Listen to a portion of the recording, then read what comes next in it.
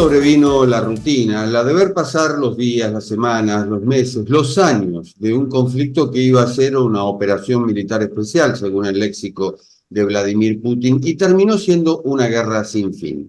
En ese escenario, como en otros, la labor periodística es difícil, a veces imposible. Los periodistas pueden trabajar con limitaciones en Ucrania, el país invadido en este caso, no así en Rusia. ¿Qué ocurre mientras tanto en los países vecinos como Bielorrusia, Finlandia, Estonia, Letonia, Lituania, Moldavia?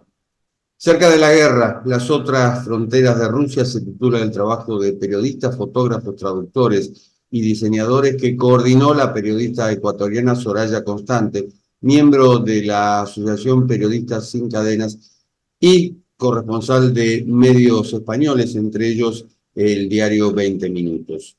Reside en la Ciudad de México.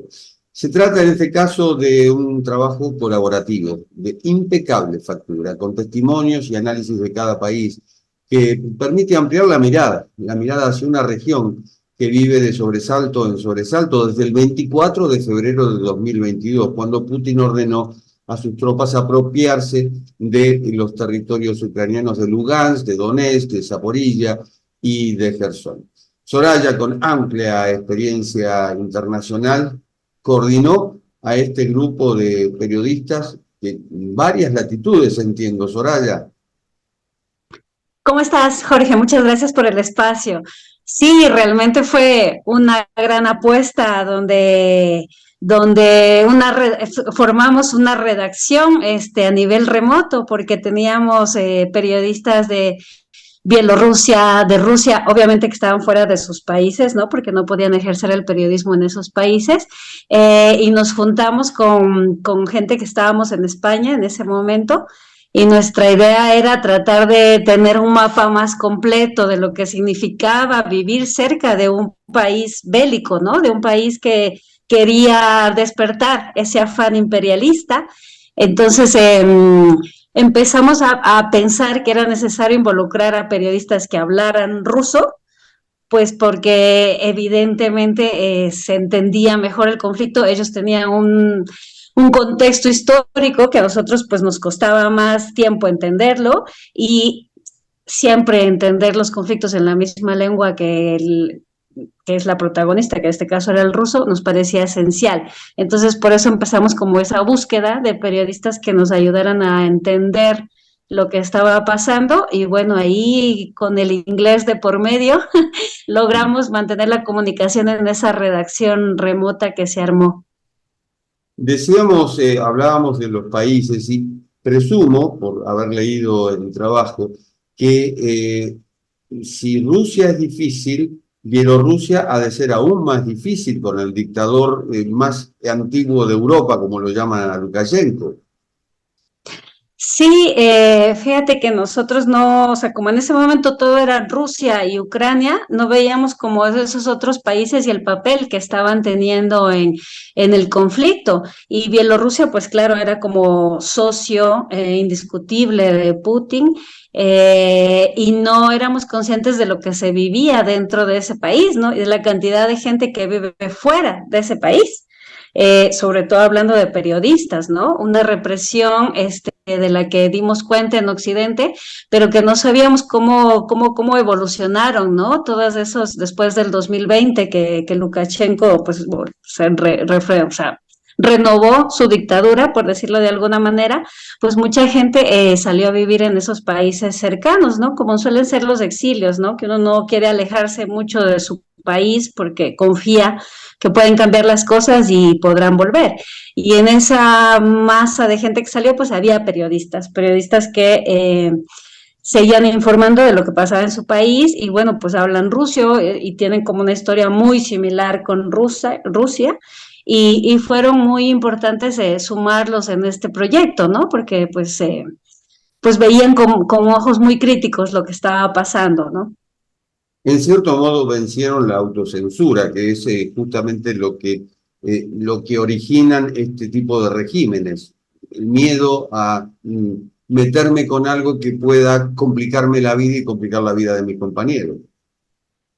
Sí, y fíjate que es gente que yo siento que resistió muchísimo. Hablo en concreto de una periodista que ahora está en Letonia, y ella estuvo presa y solo cuando ya estuvo detenida entendió que una vez que salga ella se tenía que ir porque ya no podía, o sea, es que uno piensa que como periodista es intocable hasta que estás en un régimen autoritario, ¿no? Donde ya es toda la maquinaria del Estado contra ti. Y es muy difícil levantar la voz, mucho más a seguir haciendo periodismo. Entonces, pues gente que ya no te digo que sea un acoso en redes sociales, que ya es suficientemente grave, sino que ya es gente que fue detenida y que ya vio como las orejas del lobo y decidió que, bueno, salgo de aquí y me voy. Entonces, esto le pasó concretamente a una periodista que ahora está en Letonia, que fue parte de este proyecto. Eh, y por supuesto, sabe lo que es cubrir cosas en una dictadura, ¿no? También a veces los que no hemos vivido eso no sabemos las dimensiones que tiene eso y hasta esas líneas rojas, ¿no? Que a veces pasamos los periodistas porque nos creemos intocables.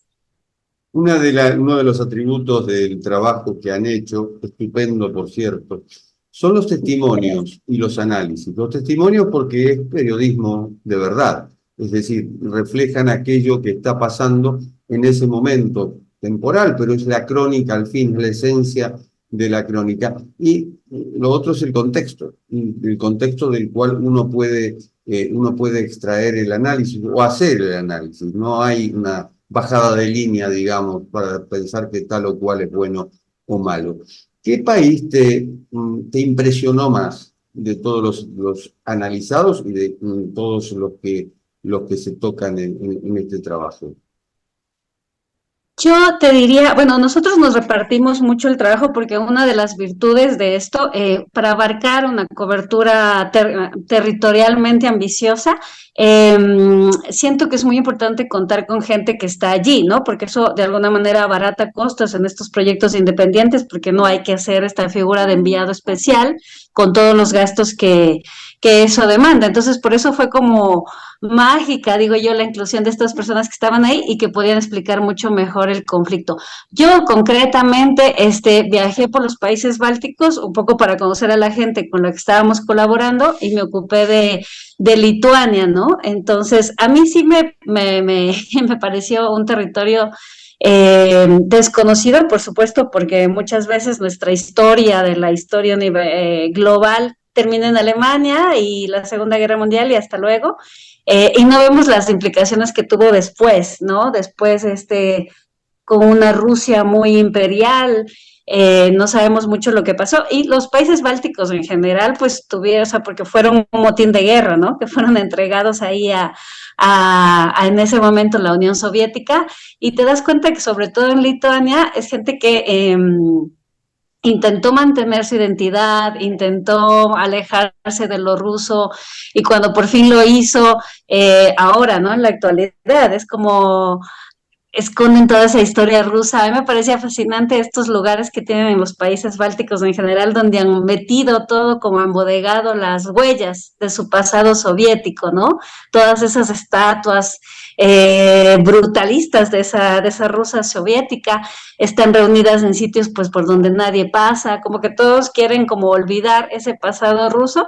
Y a la vez, cuando se levanta este conflicto, vuelven todos esos temores de nos van a volver a invadir, porque siempre quieren ocupar este territorio y de repente el enemigo es el ruso, pero hay mucha gente, que es lo que a mí me sorprendió, mucha gente rusa que se quedó en esos países porque fueron desplazados para poblarlos, para hacer esta rusificación de estos territorios, pero en el momento en que se cae la Unión Soviética, esta gente se queda fuera de ese territorio y se queda en este territorio donde en el mejor de los casos les dieron la nacionalidad de esos territorios. En el caso de Letonia, por ejemplo, hay una historia de apátridas que no les dieron ninguna nacionalidad y se quedaron sin ser ni rusos ni letones. Y a mí me pareció muy como ver a esa gente fuera de ese imperio, ¿no? Esa gente o sea, que con a sus 20 y pocos años fueron ahí con trabajo a estos territorios y luego ese país del que salieron desapareció y este otro país donde están no los quiere del todo, porque son rusos al fin y al cabo, y cómo viven en estos pequeños esferas rusas de alguna manera, ¿no? O sea, yo estuve concretamente, además que había un lugar que es un pueblo que se construyó alrededor de una central nuclear, que es muy similar a la de Chernobyl, era como la gemela de Chernobyl en Lituania, y se apagó hace poco, de hecho se tiene que apagar hasta el 2038. Eh, y ver que te sentías en Rusia completamente, porque había periódicos en ruso, o sea, yo no entendía, pero la persona que nos traducía nos decía es que desde que hemos llegado todo es ruso, música rusa, la gente habla ruso, periódicos rusos, todo ruso. Y dices, pero estamos en Lituania, en Europa, pero esas pequeñas burbujas postsoviéticas a mí me parecían increíbles, ¿no? Y también su posición cuando saben que el país de donde vienen se vuelve un país beligerante, un país que nadie quiere, un país que hace la guerra. También entender su posición, ¿no? De sentirse ellos también discriminados de alguna manera y, y ver cómo lidian con eso, ¿no? Entonces, a mí esas historias me parecieron muy importantes, o sea, a mí me sorprendieron mucho. Ese pasado persiste. De hecho, en lo que era Alemania Oriental, todavía tenés los edificios y los monumentos de aquellos tiempos. Pero también, a ver si lo has notado, en la actitud de la gente. En muy particular, son, por decirlo de algún modo y con todo respeto, son hoscos para hablar hasta que se sueltan. Y hay que lograr la confianza justamente para que te brinden los testimonios que ustedes han logrado. Claro, ahí yo te digo que por eso fue esencial contar con gente que hablara ruso. Porque a nosotros, ¿qué nos pasaba? Yo cuando fui a hacer la primera cobertura de la guerra, al inicio de la guerra, te plantas ahí en la frontera, la gente que salía de Ucrania no hablaba demasiado inglés, y en ese momento, claro, yo creo que los traductores eran escasos porque estábamos muchos periodistas ahí trabajando en la zona y realmente no conseguías entender el conflicto. O sea, a mí me daba como mucha frustración no poder entender todo lo que quieren contar esas personas que huían de la guerra, ¿no? Porque pues escasamente ahí con el inglés y si aún consiguiendo un traductor. Siento que no era lo mismo que si pues habláramos el mismo idioma y estuviéramos, ¿sabes? Lo que queremos los periodistas, siempre quedarnos horas hablando con alguien y entender todo lo que pasa. Eso no era posible y no es posible en general, pues cuando se presentan estos temas que tú no dominas la lengua, ni la conoces de lejos, el ruso, y tener gente que hablara ruso, sí que te va abriendo puertas, claro. Entonces siento que eso también es una virtud de este trabajo, que pudimos dar más voz, entender mejor, pero además es que las historias nuestras fueron escritas en ruso, ¿no? Luego las tradujimos al español. Pero entonces sí siento que ese es un valor muy importante. ¿Percibiste temor de la gente a que la guerra se expandiera en estos países?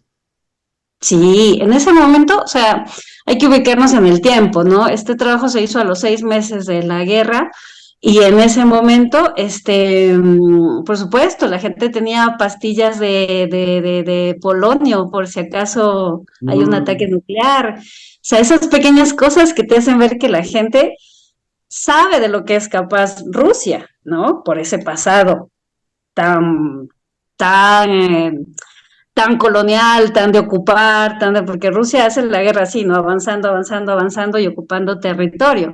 Entonces, por supuesto, había muchísimo temor, y de hecho, por eso, pues ya ves cómo ha derivado esto, ¿no? Los territorios de Finlandia pidiendo ser parte de la OTAN para defenderse.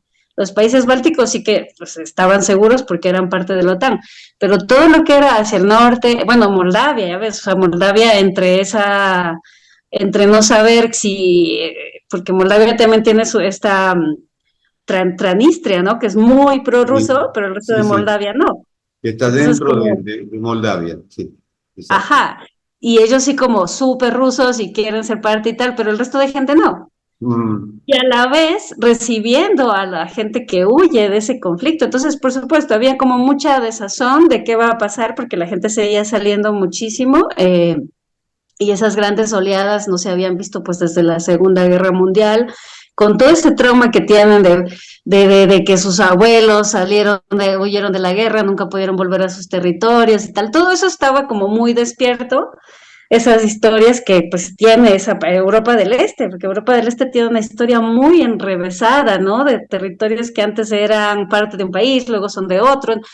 Entonces, como que tenían mucho temor de eso, sobre todo los países bálticos que se habían luchado mucho por mantenerse con su identidad, ¿no?